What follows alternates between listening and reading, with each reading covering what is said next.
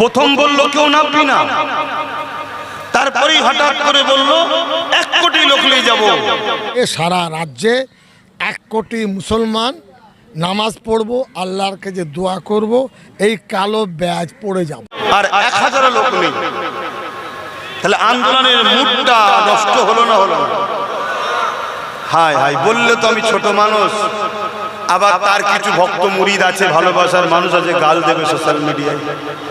আল্লাহর ঘর তোমার কাছে আগে নয়, পীর আগে, মুর্শিদ আগে, ইমাম আগে, তোমার হযরত আগে, শায়েখ আগে। একবারও ভাবলে না? সে তার তো আখের গুছিয়েই যাচ্ছে, তোমার কি হচ্ছে? আজকে আমার জায়গায় এয়ারপোর্ট হয়েছে, ভালো কথা, আমি ভারতীয়, আমার জায়গায় হবে না তো কার জায়গায় হবে?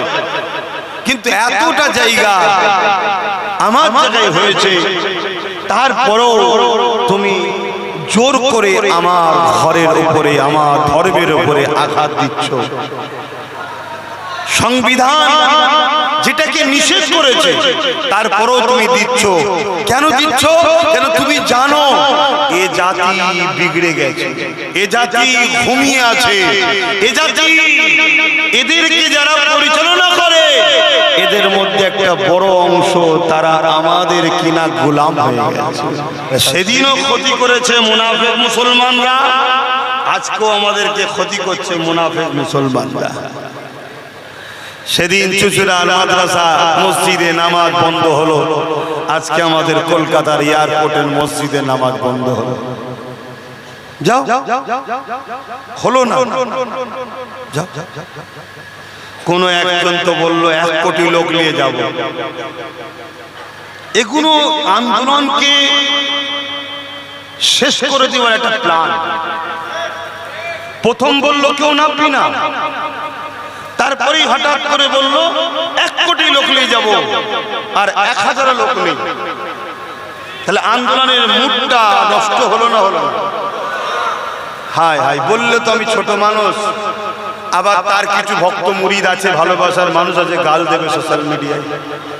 আল্লাহর ঘর তোমার কাছে আগে নয়, পীর আগে, মুর্শিদ আগে, ইমাম আগে, তোমার হযরত আগে, শায়েখ আগে। একবারও ভাবলে না? সে তার তো আখের গুছিয়েই যাচ্ছে, তোমার কি হচ্ছে? আজকে আমার জায়গায় এয়ারপোর্ট হয়েছে, ভালো কথা, আমি ভারতীয়, আমার জায়গায় হবে না তো কার জায়গায় হবে? কিন্তু এতটা জায়গা আমার জায়গায় হয়েছে, তারপরও তুমি জোর করে আমার ঘরের উপরে, আমার ধর্মের উপরে আঘাত দিচ্ছ। সংবিধান যেটাকে নিষেধ করেছে তারপরও তুমি দিচ্ছ। কেন দিচ্ছ? কেন তুমি জানো এ জাতি বিগড়ে গেছে, এ জাতি ঘুমিয়ে আছে, এ জাতি, এদেরকে যারা পরিচালনা করে এদের মধ্যে একটা বড় অংশ তারা আমাদের কিনা গোলাম হয়ে গেছে। তাই তো পারছে।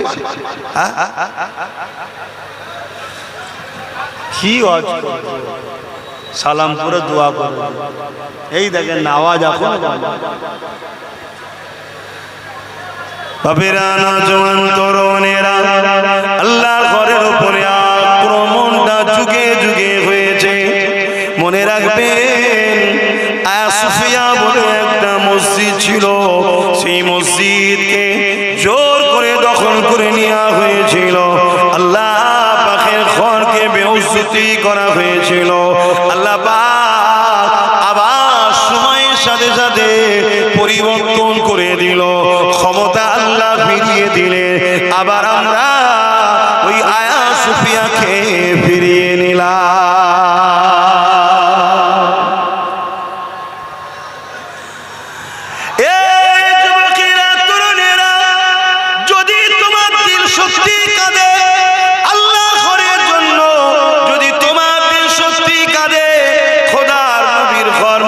মাদ্রাসার জন্য তোমার দিল যদি সত্যি কাঁদে, ইনসাফের জন্য তোমার দিল যদি সত্যি কাঁদে, মানবতার জন্য তোমার দিল যদি সত্যি কাঁদে, নাই সত্য সাম্য শান্তির জন্য, মনে রেখে দিও তবে তুমি ইমানদার মুসলমান। তাহলে তোমার জন্য জান্নাত রয়েছে। দুনিয়াতেও ধৈর্য ধরো, বিজয় ততই তুমি পাবে।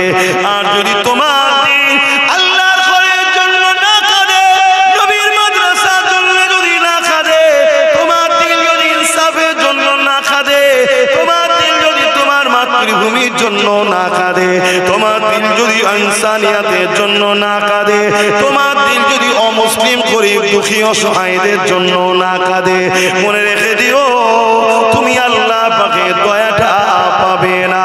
কারণ রাসূলুল্লাহ জানিয়ে দিলে লা ইয়ারহামুল্লাহু মান লা ইয়ারহামুন নাস, যে মানুষের উপরে দয়া করে না সে মহান স্রষ্টা আল্লাহ পাকের দয়া পাবে না।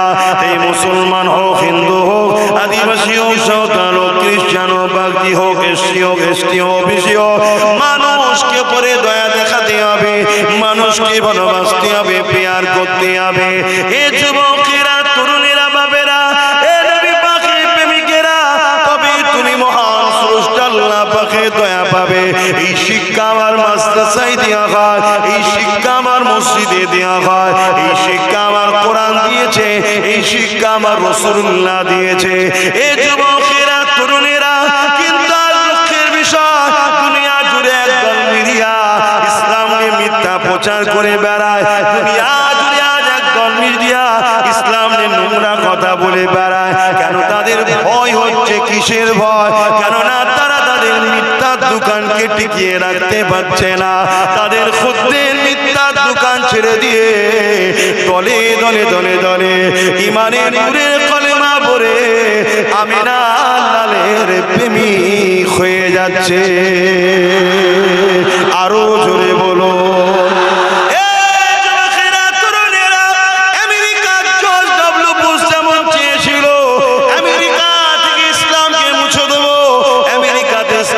রাখবো না। এই জর্জ ডব্লিউ বুশ কেন তুমি এই কাজ করতে লেগেছো?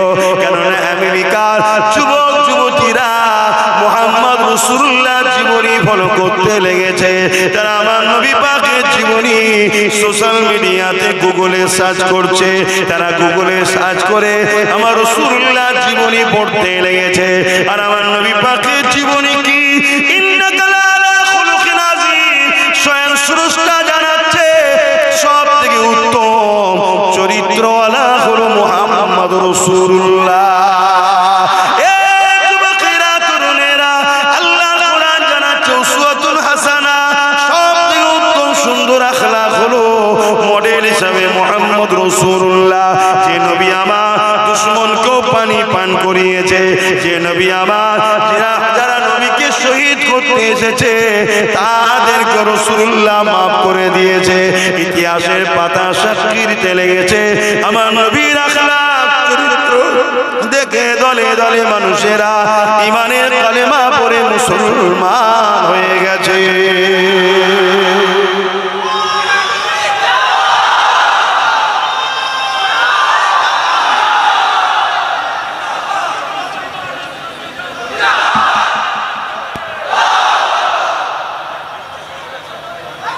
আপনারা বলেন না, আপনারা বলেন।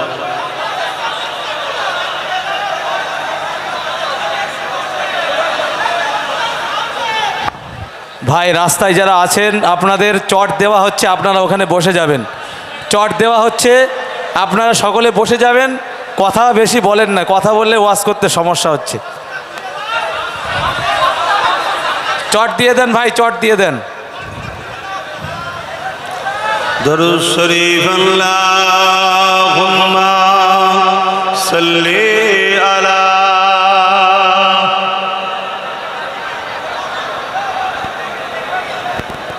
ওয়ালা আলি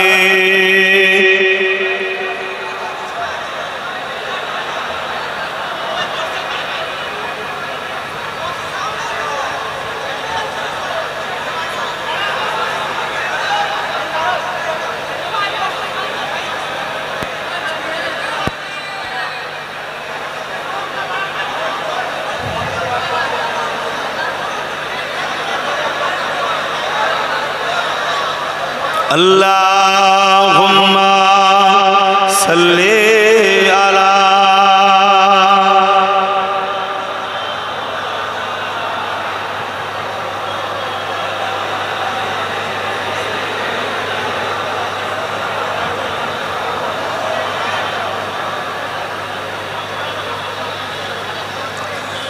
फलक पर चाँद जैसा है, नबी का नाम ऐसा है, दिलों से गम मिटाता है, मोहम्मद नाम ऐसा है।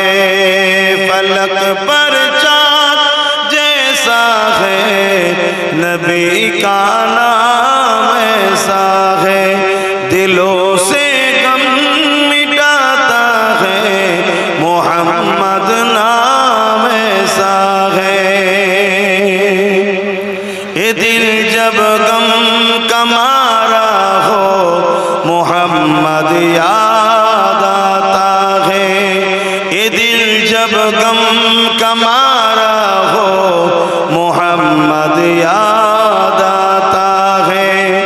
जुदा जब कोई अपना हो, मोहम्मद याद आता है। फलक पर चाँद जैसा है, नबी का नाम ऐसा है,